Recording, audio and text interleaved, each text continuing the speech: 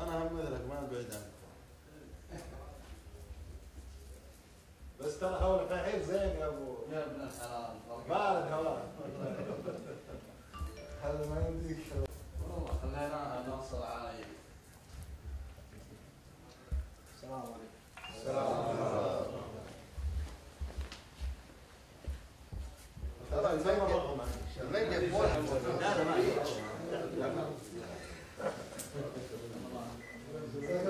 مرحبا هلا دكتور، هلا طال عمرك، هلا والله فيك، يا مرحبا مساك الله برضه، يا مرحبا فيك الله يعزك طال عمرك، هلا ابو غازي، شلون صحتك؟ الله يجمل حالك طول عمرك. لا تعبت يا ابو بدر. ايه احمد سم مرة ثانية.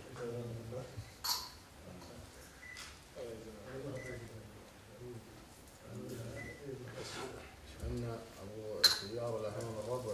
لا ابو بدر فزت وفزت خر وولد على ما غرام غرام وافق قولك تقدم، ما وافق قولك انت حر.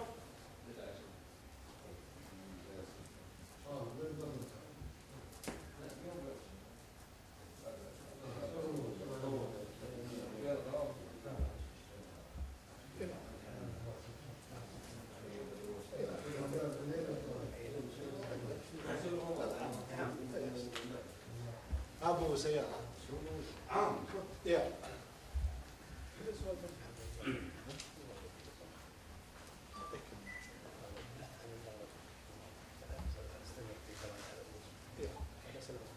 بسم الله والحمد لله والصلاة والسلام على رسول الله. مرحب بالجميع في ديوان أخونا أحمد سيار، وجانا ديوان عامر، وهذا الديوان إن شاء الله راح يستمر صالون ثقافي اجتماعي سياسي كل يوم أربعاء، نتناول فيه أهم الأحداث الاجتماعية والسياسية في الكويت، وما راح يكون في طبيعة ونمط الندوة الاعتيادية المملة، راح يكون حوار مفتوح ما بين رواد الديوانية وضيف الديوانية، أو قد يكون بين رواد الديوانية أنفسهم حول أي قضية مطروحة على الساحة. في كلام الحين أن الكل يشتكي من الأغلبية، أغلبية المجلس، هذه الأغلبية اللي أصبحت يعني على قد ما نقول تذوق حالاتها قبل تذوق مرها، بسبب التصريحات وبسبب التسابق على الاستجوابات وبسبب عدم التنسيق وبسبب غياب التنسيق وبسبب الأولويات السبعة اللي خلص شهر 3 وهي ما بدأت فيها. هذا رأي مطروح. نسمع في البداية أخونا النائب الدكتور خالد شخير، وبعدها ينتقل الحوار إلى الجميع. تفضل. هذا ولا؟ اللي إيه. أول شيء بس أنا عندي تعديل. أول شيء أمسيكم بالخير جميعا. وعندي تعديل ولا أقصرهم في أبو عبد المحسن. هذا الديوان شايبنا أبو محسن. سيارة نزل الله يطول عمره وعياله الله يطول أعمارهم كلهم. هذا تقصير مني ترى أكيد. لكن نعم، لكن احنا إذا بنتكلم عن الآن الأغلبية البرلمانية، لا شك أن هناك أخطاء من بعض النواب اللي ينتمون للأغلبية، نعم، لكن احنا ننظر بالمجمل إلى أمرين. الأمر الأول التشريع، والأغلبية اتفقت على 28 أولوية، هي الآن قاعد تمشي باتجاه الصحيح، قاعد تغر الأغلبيات. الآن اليوم فكرنا نسوي جلسة خاصة، ولكن استعجلنا في إدراج اللي هو تقليص الحبس الاحتياطي.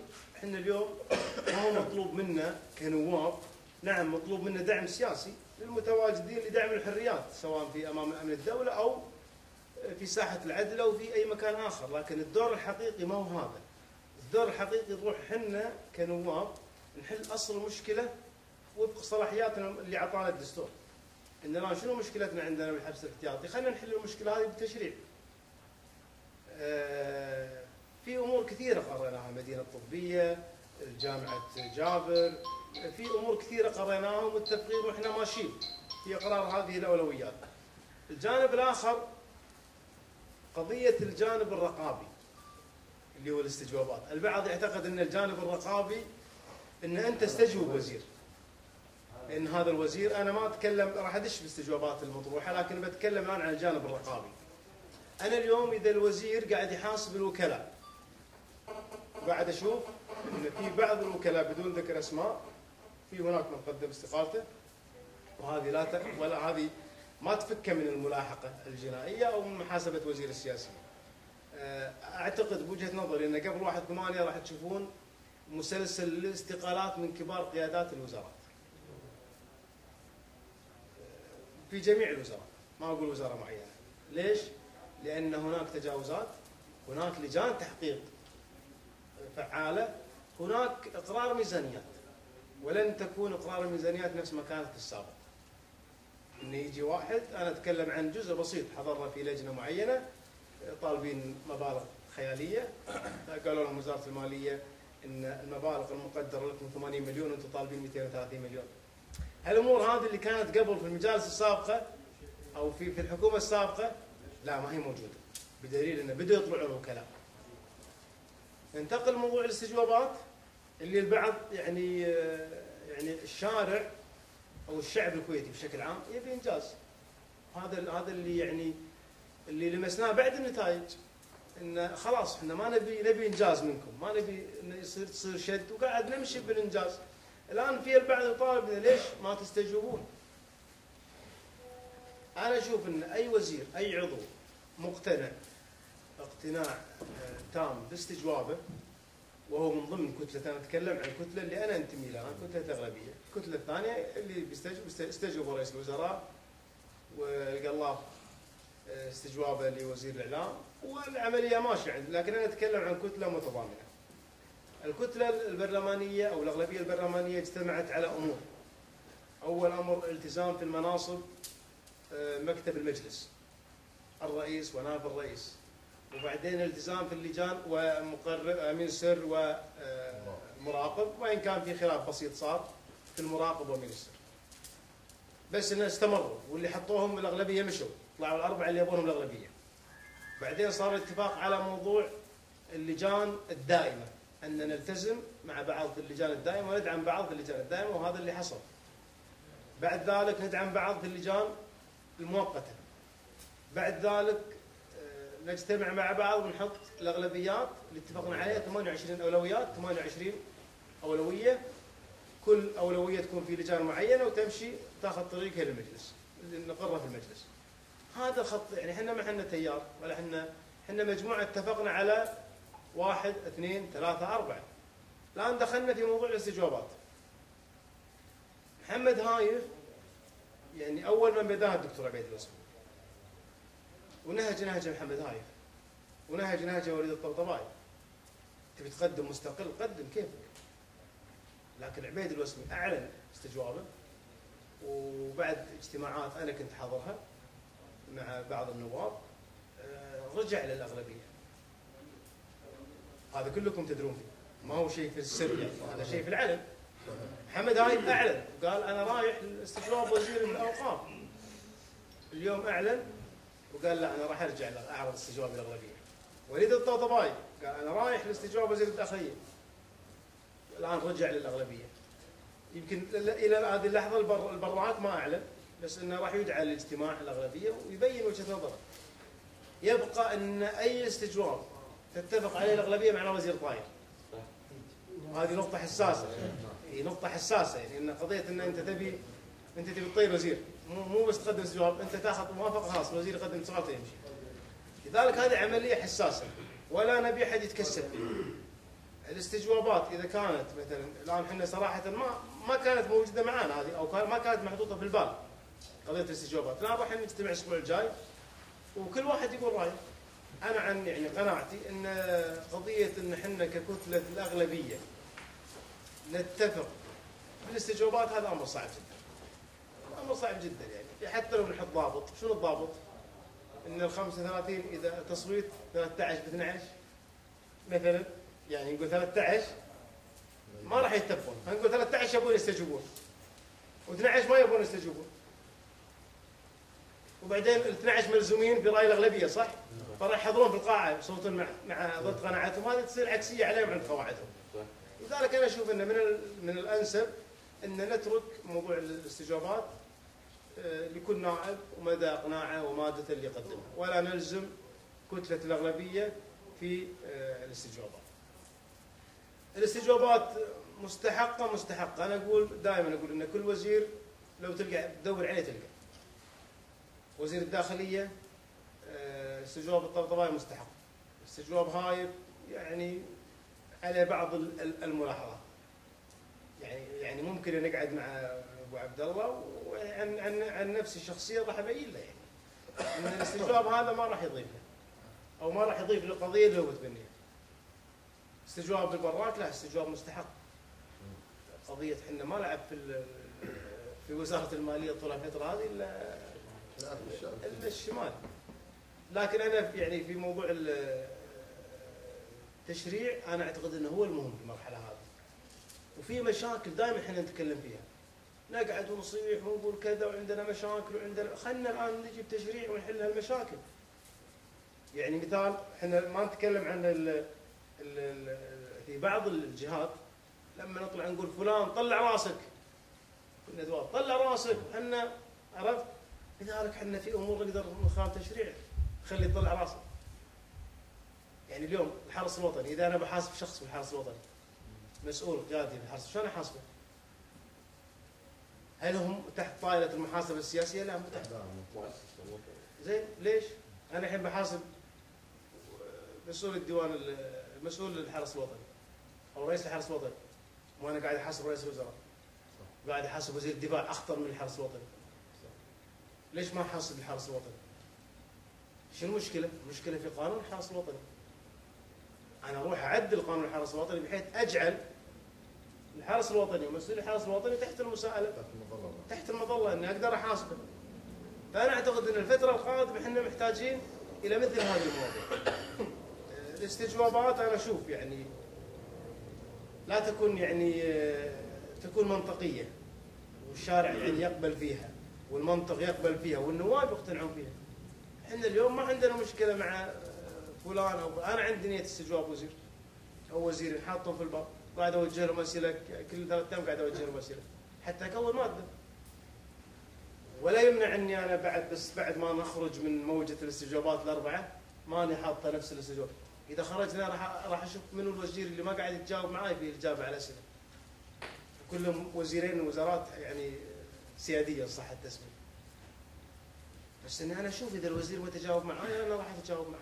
اذا قاعد يمدني بالاسئله اللي قاعد ازودها، انا وجهت يعني على سبيل المثال على وزير الدفاع،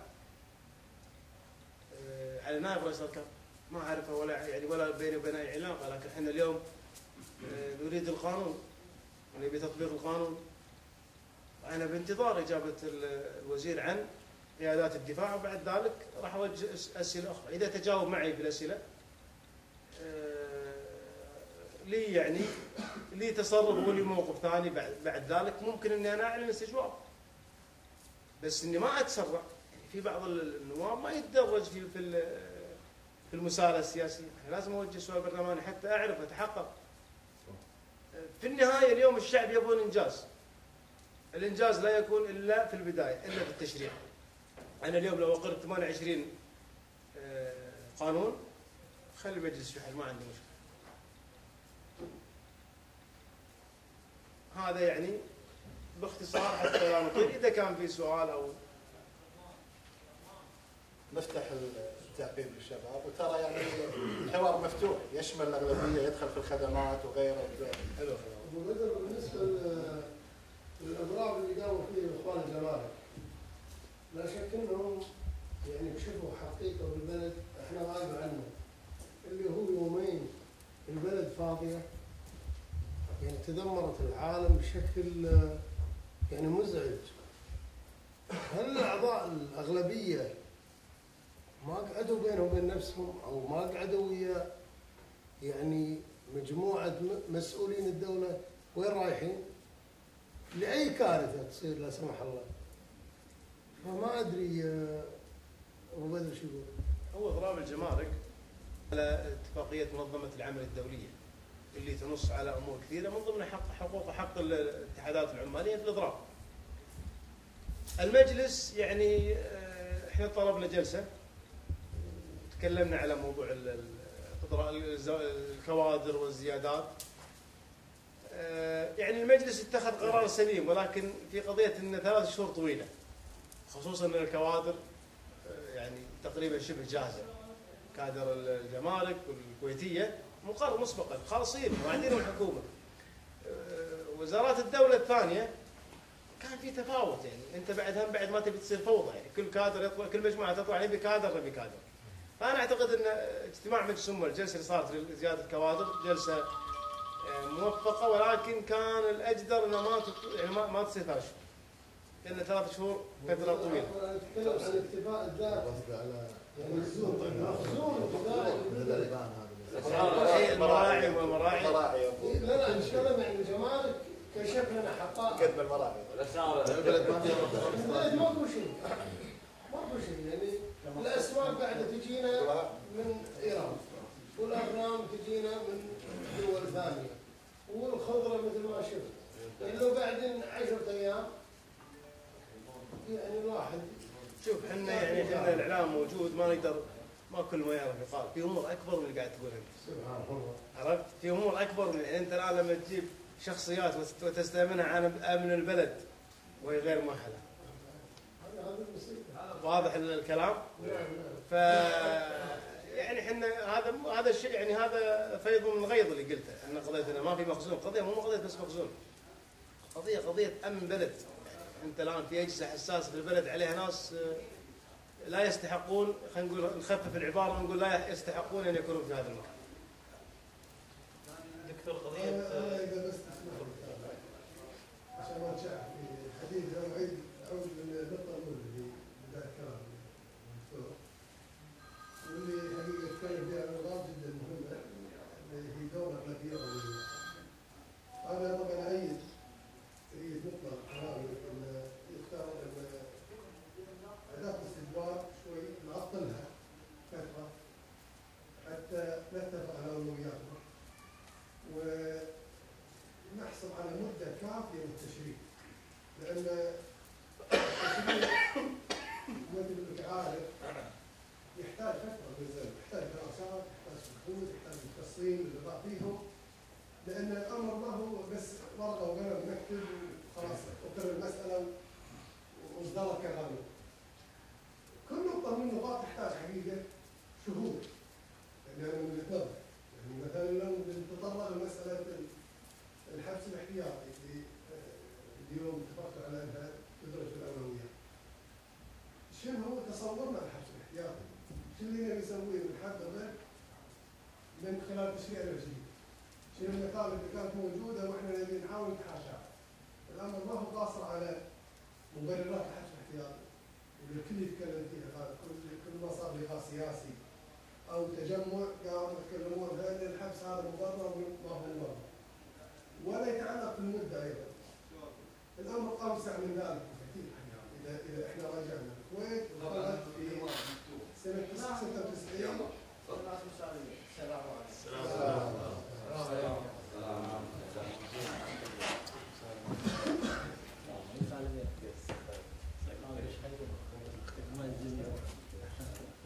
قريب طبعا قريب انا